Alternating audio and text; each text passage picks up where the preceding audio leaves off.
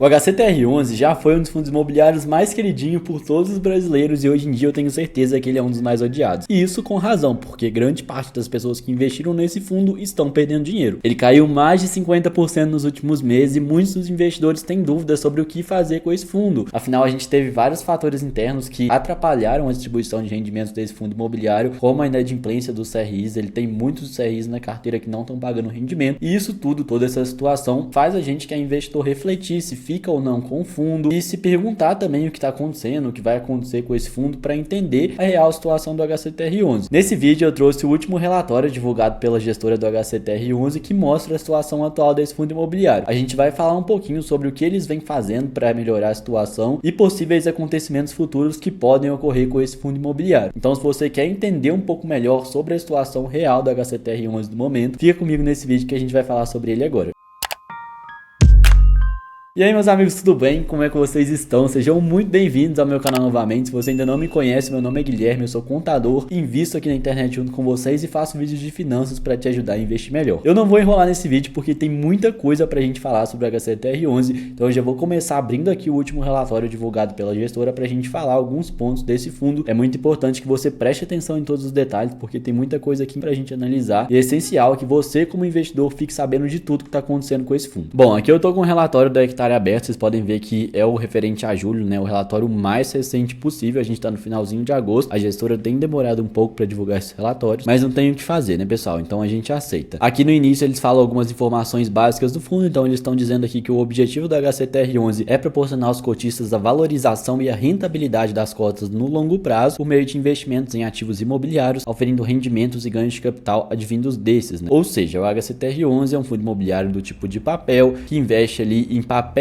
de renda fixa ligados ao setor imobiliário, que são em sua maioria CRIs, né? Basicamente empresta dinheiro ali, compra títulos de dívida e aí depois recebe essas dívidas com juros do pessoal ali que tá trabalhando no setor imobiliário. Basicamente assim que o HCTR11 funciona. Aqui a gente tem alguns dados desse fundo, dados de rendimento, né, que esse fundo gerou no último mês. Então eles estão falando aqui, ó, que no último mês o fundo vai distribuir, né, distribuiu na real 50 centavos por cota, então todo mundo que tinha uma cota recebeu esse valor. Esse valor de 50 centavos por cota aqui, ó, ele representa um dividend yield de 0,45% ao mês em relação à cota patrimonial, né? Ou seja, em relação aos bens que esse fundo imobiliário tem por cota, representou um dividend yield aí de 0,45% e 0,85% em relação ao valor que esse fundo imobiliário hoje está valendo na bolsa de valores, o valor que ele é negociado, né? O valor que está na nossa carteira. Já de cara, a gente vê uma divergência nesse relatório aqui, que tá vendo que aqui embaixo eles escreveram um valor de 0,85 e aqui em cima eles colocaram um valor de 0,90. Então, parece que a gestora tá querendo de alguma forma mudar os valores, sabe? Tirar uma ideia de que o fundo tá rendendo mais, porque eles arredondaram 0,85 para 0,90, né? Eu acho que é uma grande diferença aí quando a gente fala de fundos imobiliários. Então, eu preferia que eles tivessem colocado aqui 0,85 e não 0,90, até porque eles usaram duas casas decimais, ó. Então, era só ter colocado 0,85, mas eles aumentaram o valor aqui em cima para que esse valor maior, né, ele ficasse mais destacado e de alguma forma gerasse alguma impressão melhor no investidor. Não caiam nessa, ó. Aqui embaixo tá 0,85, então a gente vai acreditar no menor. Não gostei disso que eles fizeram aqui no relatório. De qualquer forma, é um rendimento muito baixo, né? Porque tá falando aqui, 0,85% em relação à cota mercado. Me diz você quem que comprou essa cota aí por R$50. Ninguém comprou essa cota por R$50. Todo mundo comprou essa cota por R$100, cento e poucos reais, né? Então, assim, em relação ao preço que a gente comprou, esse rendimento de 50 centavos aqui é horrível, porque tá aí 0,45, né? Geralmente a gente comprou ali muito perto do valor patrimonial, então o nosso rendimento tá bem baixo aí, 50 centavos representa muito pouco em relação ao que a gente pagou no fundo. De acordo com eles aqui, né, esse resultado de 50 centavos vai em linha com a estratégia do fundo de manter uma distribuição mais linear, de forma a absorver melhor os impactos das mudanças do cenário econômico e renegociações das operações. Então eles estão dizendo aqui que esse valor de 50 centavos eles estão distribuindo para tentar manter uma constância, né, nos pagamentos do fundo. Nos últimos 2 meses eles também distribuíram 50 centavos, esse mês distribuíram novamente. Eles falaram que eles estão querendo manter essa constância, né, de 50 centavos. Só não estão dizendo aqui de onde que eles estão tirando esses 50 centavos, né, se esse valor realmente eles receberam de rendimentos ou se esse valor eles estão tirando do caixa deles, que é o dinheiro do próprio fundo, para pagar o cotista. Isso a gente vai ver na DRE depois, mas de acordo com eles estão querendo pagar 50 centavos sempre. A gente só precisa ver de onde que esse valor está saindo aqui. E aí a gente vai ver mais para frente. Vamos continuar o relatório. Mas aqui embaixo, na tese de investimento do fundo, né, que foi um campo aqui que eles também colocaram no relatório, eu marquei esse trecho aqui, que é o trecho que está falando que eles estão sofrendo ainda com as dificuldades com os CRIs, né? Eles escreveram aqui, ó, vale ressaltar que ainda estamos sob o impacto dos ativos que tiveram dificuldades em financiar e refinanciar financiar suas operações. Eles estão deixando claro aqui que o fundo está sofrendo sim os impactos dos CRIs que não estão pagando as operações, dos CRIs que estão sem dinheiro. Então, como esses CRIs não estão pagando aqui o HCTR11, ele está sofrendo esses impactos. Dessa forma, o rendimento que esse fundo imobiliário está recebendo para distribuir para os cotistas é muito pequeno, né? Então, assim, é uma dificuldade que esse fundo está sofrendo e que eles colocaram aqui no relatório. Um pleito bastante recorrente, isso daqui é muito importante a gente olhar isso, que eu achei isso muito engraçado, das companhias devedoras dos CRIs, é usar esse negocinho aqui que eles estão chamando de waiver, né? Eu não sei se pronuncia waiver, não sei, eu vou falar waiver, mas eu achei isso aqui muito interessante. Olha só, é uma solução que eles estão usando, assim, uma decisão, né? Uma negociação ali, vamos dizer assim, que eles estão se utilizando para renegociar com esses CRIs devedores, é fazer esse tal do waiver aqui. E esse waiver, olha só a definição que eles colocaram. É uma permissão para que a parcela dos CRIs que eles têm que receber não seja desembolsada no período estabelecido e que seja incorporada ao saldo devedor total da operação, contando com incidência de juros e correção, que deverão ser pagos no decorrer do prazo de vencimento do CRI. Resumindo esse waiver aqui, é basicamente como se eles fizessem assim: tem um CRI me devendo aqui, não tem? Beleza, esse CRI tá sem dinheiro para me pagar, ele não consegue me pagar agora. O que a gente vai fazer? A gente vai dar esse waiver para esse CRI, que é uma permissão dele me pagar depois. Então, beleza, eu reconheço que você tá me devendo e que você não tem esse dinheiro. Não precisa me pagar agora, depois você me paga. Só que aí, o dinheiro dessa parcela que você ficou me devendo, né, que você deveria ter me pago agora, ele vai ficar rendendo juros até que você possa me pagar. É basicamente assim que funciona esse waiver. A questão é que assim, beleza que eles estão concedendo esse waiver aí, mas será que esses CRIs que eles estão concedendo esse waiver, né, que é essa autorização para pagar as contas depois, vão ter a condição de pagar realmente? Porque agora eles não estão tendo essa condição e o valor vai só aumentando porque tá tendo incidência de juros, né? Será que lá no futuro eles vão conseguir pagar? Fica aí o questionamento, a gente não sabe dizer, tipo, a gente fica aí questionando. E uma outra coisa que eu achei engraçado é que esse waiver é uma forma muito fácil da gente pegar e deixar o gráfico de CRIs adimplente mais verdinho, porque aí o que acontece? Esse CRI aqui, ele não tá conseguindo me pagar, então teoricamente ele seria um CRI inadimplente, né, que tá me devendo, mas aí eu não vou colocar ele como inadimplente, eu vou colocar ele com waiver, porque aí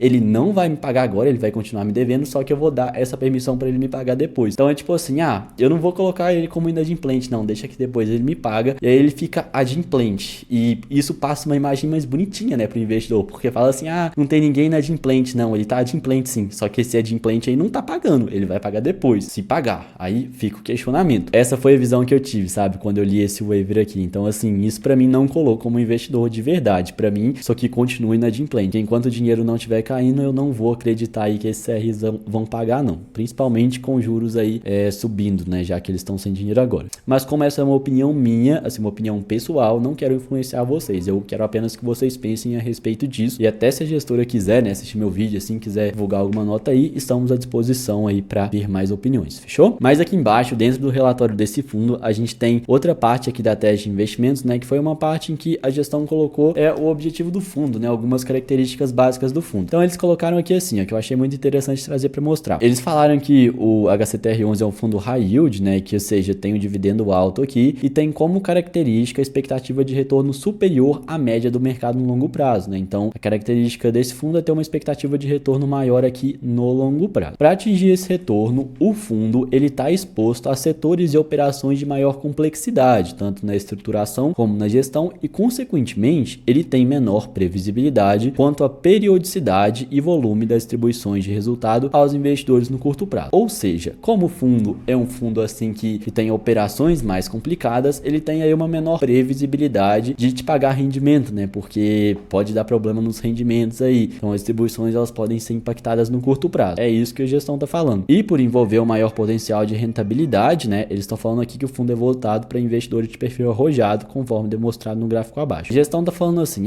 o nosso fundo é assim mesmo. Como ele é mais arriscado, as operações vão ser mais arriscadas e pode acontecer da gente não receber essas operações. Então você que é investidor e que gosta de previsibilidade, que gosta de ter um rendimento mais mensal ali, não invista nesse fundo, porque ele é voltado para investidores de perfil arrojado. Você não tem uma previsibilidade aqui. O volume das distribuições mensais, ele não tem essa previsibilidade. Então o fundo está deixando isso claro aqui. Eu achei isso interessante, porque aqui em cima eles falaram assim, que o resultado de 50 centavos vai com a estratégia do fundo de manter uma distribuição mais linear, né, do fundo imobiliário. Mas aqui embaixo eles estão falando que as distribuições têm pouca previsibilidade. Então assim, tem pouca previsibilidade, mas o fundo se esforça para trazer uma coisa mais linear aí. Mas que de qualquer forma não é para o investidor esperar isso, porque o fundo é para o perfil arrojado. imobiliário. E aí vem umas conclusões que a gente pode tirar, né? Se você é um investidor, tá querendo ter uma previsibilidade maior na receita, tá investindo em fundos imobiliários justamente para ter uma renda mensal ali, investir no HCTR11 vai ter um risco maior, porque de acordo com a própria gestão, esse fundo ele não tem previsibilidade nas receitas, né? Pode ser mais imprevisível. Então, se o seu objetivo é ter uma renda mensal mais previsível, né? Talvez esse aqui não seja um investimento para você. É mais para o investidor arrojado mesmo. Isso não sou eu que tô falando, é a gestão que tá falando. No mais, de informações gerais do fundo, tem uma parte aqui de reestruturações que eles estão dizendo que,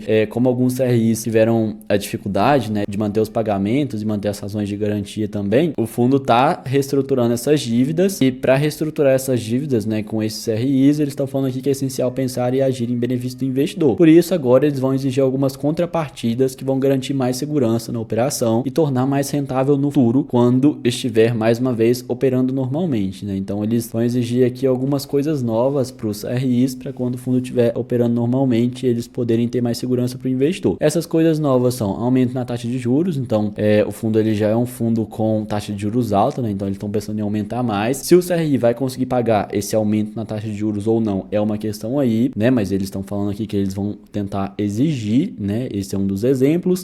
Full cash sweep, que é usar o excedente do fluxo mensal para amortizar a dívida. No meu entendimento é controlar o caixa dessas empresas, né? E sempre que sobrar algum valor no caixa dessas empresas mensalmente, usar esse valor que sobrar aí para amortizar a dívida que elas têm com o fundo imobiliário. Basicamente foi isso que eu entendi com isso que eles escreveram aqui. Participação em comitês e acesso a ferramentas de gestão da empresa, então é participar ali da gestão dessas empresas que estão devendo para ter um controle maior e entre outras. Então essas aqui são algumas contrapartidas que esse fundo está pensando em fazer aí, né, no futuro para garantir um maior benefício para o investidor. Vai funcionar? Não sabemos, principalmente esse aumento na taxa de juros aqui, já que eles não estão conseguindo pagar com a taxa atual, aumentando mais a gente não sabe o que vai acontecer. Porém, é o que eles estão pensando em fazer de restauração para esse fundo. Basta a gente esperar, né, no futuro para ver o que vai acontecer. Feito isso, essas foram todas as informações do fundo. Agora a gente vem para a parte mais importante, na minha humilde opinião, que é a DRE. DRE é demonstração de resultado do exercício. Basicamente, ela mostra aí o resultado do fundo, todo o dinheiro que entrou, saiu, enfim, de onde veio a renda do fundo. Aqui na DRE, então, a gente tem todos os resultados do fundo, né? A gente tem aqui dos últimos 4 meses, abril, maio e junho. A gente vai pegar de julho, tá? Para começar. Bom, o total de receita de juros ele foi 24.843.000 e desses 24 mil, a gente tem aqui 18 milhões de juros, né? Que seriam aí os juros dos CRIs que esse fundo imobiliário empresta dinheiro. Então ele empresta dinheiro, ganha o dinheiro que ele devolveu mais juros. E aí esses 18 milhões aqui seriam a receita que esse fundo reconheceu de juros. Existe um ponto aqui, pessoal, que é tipo um umzinho aqui, ó. Esse umzinho aqui, ele quer dizer alguma observação. Só que eles não escreveram observação no relatório, tá? Eles só deixaram aqui que desses juros tem uma observação, mas que observação que é essa, o que deveria ser destacado aqui, eles não colocaram. Mais um erro da gestão aí no relatório. Mas enfim, beleza. Eles reconheceram esse valor aqui, lembrando que o reconhecimento de uma receita na DRE, ele não significa que o fundo recebeu essa receita, eles simplesmente reconheceram o direito de receber. Se pagou ou não, a gente vai ver no fluxo de caixa depois. Além desses 18 milhões aqui, a gente teve um valor de correção monetária, né, que é a correção ali da inflação. Foi menor que nos meses anteriores, porque a inflação desse mês realmente foi menor, então é normal que isso aqui acabe, não é nenhum problema da gestão, é mais da inflação mesmo. E aí, prêmio de resgate antecipado de negociação não teve nada, então por aqui tudo normal, né? Aqui a gente teve que esse fundo recebeu dividendos, tudo normal também. Teve um lucrinho aí com negociação de fundo imobiliário na bolsa de valores, né? Esses outros rendimentos aqui são irrelevantes, né? Muito pequeno, rendimento de renda fixa que fica ali no caixa, né? Ele é rendimento de liquidez, despesas aqui com taxas de administração, gestão e tudo mais, enfim. A gente chega aí no resultado de 23.571.000 desse fundo e um reconhecimento de receita de 1,7, ou seja, teoricamente esse fundo aí deveria ter recebido 1,7 com base nas receitas reconhecidas no mês, né? Com base nos juros ali que ele reconheceu receber, ele deveria receber aqui esse valor de rendimento. No entanto, não foi esse valor de rendimento que ele reconheceu que ele realmente recebeu. E aí que a gente entra aqui no fluxo de caixa. O fluxo de caixa é a demonstração que mostra o dinheiro que realmente caiu na conta desse fundo imobiliário, né? Porque na DRE ele reconhece o recebimento, né? Por conta de procedimentos contábeis, mas no fluxo de caixa é que demonstra se aquele dinheiro reconhecido realmente caiu. Às vezes ele reconhece o recebimento, mas o devedor não pagou ainda. E aí quando a gente passa aqui para ver no fluxo de caixa, a gente tem uma grande surpresa, ó. Lembra que aqui eles reconheceram 18 milhões para receber de juros de CRIs? Olha só, eles receberam só 4 milhões, então reconheceram 18 milhões e receberam 4 milhões. Por que que é isso, né? Por que que a gente reconhece 18 milhões e recebe só 4? Fica aí o questionamento. De acordo aqui com o relatório, né, eles estão falando aqui que cada papel possui um cronograma de amortização específico, portanto é natural aqui, ó, que essa linha se apresente, né, que essa diferença entre valor reconhecido e valor realmente pago se apresente. Então eles estão falando aí que tem um cronograma de pagamento, né, e que esse cronograma pode atrasar, então por isso que o dinheiro não caiu aqui no fluxo de caixa de julho. Eu tenho uma teoria sobre isso. A minha teoria é que esse valor que eles reconheceram aqui de 18 milhões é o valor desses CRIs que estão com isso daqui, ó, que a gente acabou de falar, o waiver. Às vezes eles reconhecem o recebimento por conta do waiver aqui, ó, só que esse recebimento reconhecido aqui, ele não vai cair agora, porque o waiver é uma permissão para aquele CRI pagar depois. Então eles reconhecem aqui, né, falar assim, tá de implante, mas por conta do waiver, né, o CRI só vai pagar depois quando ele puder. Então assim, a minha teoria é que grande parte desses recebimentos aqui reconhecidos são de fundos imobiliários que estão em waiver, né, ou seja, com essa permissão de pagar depois com juros. Não sei se a minha teoria tá certa, porque eles não colocaram aqui, eles simplesmente não falaram. Essa observação aqui que deveria ter pra gente que é investidor saber, o fundo não colocou no relatório. Então a gente só cria suposições aí e a gente deixa pra pensar, né? A gente vai criando teorias aí e a minha teoria é essa do waiver. De qualquer forma, né, o fundo recebeu muito menos do que ele reconheceu e no fim das contas, né, se a gente descer aqui embaixo pra ver mesmo quanto que caiu pro fundo, né, foi 28 centavos por cota, né? Então assim, reconheceu 1,7 de rendimento, só que caiu pro fundo só 28 centavos. Esse valor aqui seria o valor que o fundo poderia distribuir, né, que seria aí o valor que ele realmente recebeu de dividendos. Só que como o fundo disse lá em cima que ele quer manter uma constância para o investidor, né, quer pagar um rendimento constante para o investidor, ele distribuiu 50 centavos, né? E o que ele fez? Ele tirou um pouquinho do dinheiro que ele tinha guardado ali no caixa dele, juntou com esses 28 centavos aqui que ele recebeu de rendimentos e aí ele pagou 50 centavos. Ou seja, esses 50 centavos que a gente recebeu desse fundo imobiliário esse mês não foi de rendimento, viu? De rendimento mesmo foi só 0,28. O resto ele tirou do próprio caixa dele para pagar a gente que é investidor, pra gente ter uma ilusão de que a gente esteja recebendo rendimentos com esse fundo, mas na verdade a gente está recebendo um pouquinho só de rendimento e um valor aí de caixa também. Ele fez isso no mês anterior, né, que foi o mês aqui de junho, ele recebeu 48, distribuiu 50 também, e no mês aqui de maio, mesma coisa, tá? Recebeu 34, distribuiu 50. Então é um fundo imobiliário que tá só queimando caixa, gastando o dinheiro que ele tem dentro dele aí para pagar para os investidores. A única diferença aqui foi em abril, né? Abril ele recebeu um pouquinho a mais aqui, ó, e aí ele conseguiu distribuir um pouquinho a menos, mas de qualquer forma, nos últimos 3 meses aqui, ele tá só queimando caixa. Qual que é o problema de um fundo imobiliário queimar caixa para distribuir para os investidores? Uma hora esse caixa vai acabar. Uma hora esse dinheiro que tá guardado lá não vai existir mais. Ele tá só pagando todo mês. E aí, meus amigos, quando esse dinheiro acabar, o fundo vai distribuir o que ele realmente receber. E se ele continuar recebendo aqui esses 28 centavos, o seu rendimento, que agora tá de 50 centavos, vai cair para pouquíssimos centavos. E aí o preço desse fundo imobiliário na bolsa de valores vai despencar e eu não quero nem ser eu que vou ser investidor dele. Então assim, esse é um ponto aqui que a gente tem que ficar muito atento, porque a gente precisa que esse fundo volte a receber rendimentos. Ele tá reconhecendo esse valor aqui, então ele trate de correr atrás de receber esse valor aqui. Ele trate de mostrar esses prazos, ele trate de deixar isso aqui mais claro, porque assim, desse jeito que tá não dá. Uma hora vai dar problema. E aí para vocês verem aqui, né, a porcentagem aqui que esse fundo imobiliário tem de caixa só, olha só, de todo o patrimônio do fundo, o caixa dele, que é o dinheiro que ele tem disponível aqui para distribuir para os investidores, ó, é de 0,4%. Então tá só acabando o dinheiro em caixa dele. Quando acabar, o que será de nós investidores, né? A gente tem que aguardar para ver. Então é um negócio perigoso aí que a gente tem nesse fundo imobiliário. Aqui ele tá falando de taxas desse fundo, né? O que não é importante pra gente, porque isso daqui a gente teria que saber antes de investir no fundo, então assim, irrelevante. E por fim, o que eu quero comentar com vocês, porque se eu ficar falando mais desse fundo vai dar 1 hora de vídeo, é a questão mesmo dos CRIs, né? Aqui ele tá mostrando agora a situação atual dos CRIs, como que tá todos os CRIs desse fundo. Aqui a gente tem no status um indicador que mostra pra gente como que tá cada CRI desse fundo, e aqui a gente tem adimplente, que é os CRIs que estão pagando certinho. A gente tem os adimplentes, né, que são os waiver, ou seja, aqueles que não estão pagando, mas que prometeram pagar depois, então o fundo coloca eles como adimplente, mas não tem nenhum rendimento com isso daqui, porque eles não estão pagando, eles vão pagar só depois. E negociação é o que não está pagando e que está negociando com o fundo, e vencimento antecipado é o que não vai pagar de qualquer forma e o fundo já está acionando garantia. Então olha só aqui, meus amigos, dessa lista enorme de CRIs, os que estão pagando aqui, ó, daqui, isso daqui, aqui, aqui, aqui e aqui. Tirando esses aqui, nenhum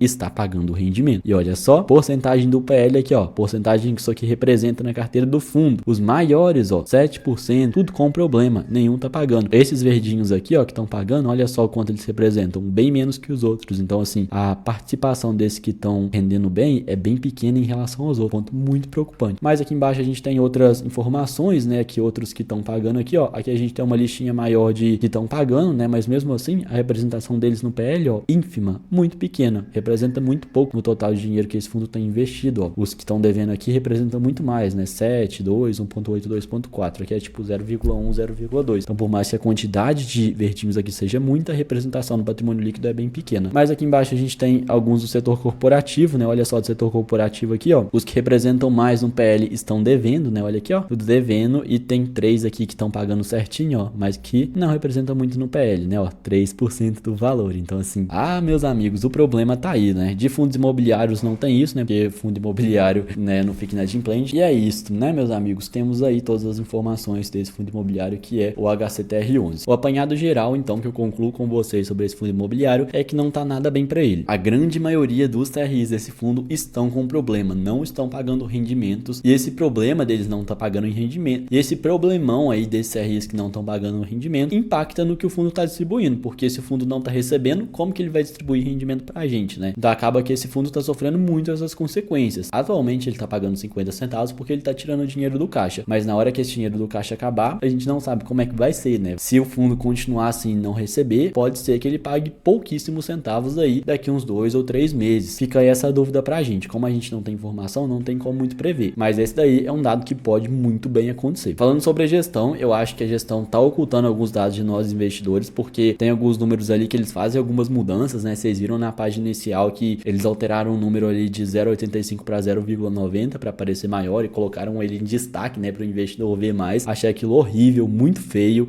Teve aquela questão do número 1 ali, né, que a gente viu ali que tinha que ter uma observação, mas eles só colocaram que tinha observação e não falaram que observação que era. Eu cheguei até a mandar e-mail, a gestora não respondeu. Então, assim, eles estão ocultando muita informação da gente que é investidor e, cara, tá muito difícil a situação desse fundo. Tem muita coisa ruim acontecendo com ele. Se você tá pensando em comprar HCTR11, meu amigo, não faça isso. Fique longe desse fundo imobiliário. A perspectiva de rendimento dele é muito difícil, é muito ruim mesmo. E assim, não faz sentido você comprar esse fundo imobiliário. Sobre vender, fica uma questão. No meu caso, eu gostaria de vender, mas eu acho que eu vou assumir o prejuízo. Deixei porque assim, já perdi grande parte do meu dinheiro mesmo, vou deixar lá. Tô correndo um risco grande de perder mais ainda, porque quando o caixa desse fundo acabar e esse fundo não tiver mais dinheiro para distribuir, e se o CRIs não pagar, ele vai cair, sei lá, para R$30, R$28. Vai cair mais ainda na bolsa de valores, porque assim, o mercado não perdoa. Mas assim, eu decidi correr esse risco. Se você não quer correr tantos riscos assim, né? Aí você pode pensar no que é melhor para você. Eu simplesmente não quero te influenciar a fazer isso. É uma decisão que você tem que tomar. Eu, Guilherme, não vou vender, mas aí você decide o que vai fazer com o seu, fechou? A única coisa que eu não recomendo é que você compre esse fundo imobiliário, porque assim, tem muito problema envolvido. A não ser que você seja um investidor muito arrojado e entenda o que você está fazendo. Se você tiver alguma opinião sobre esse fundo imobiliário, quiser me contar aqui nos comentários, quiser xingar a gestora, quiser espalhar ódio gratuito aqui quanto ao HCTR11, eu vou te apoiar aqui nos comentários. Então qualquer coisa que você quiser comentar comigo, deixa aqui embaixo. Eu adoro interagir com vocês, adoro conversar com vocês. A gente vai xingar junto a HCTR11, bora!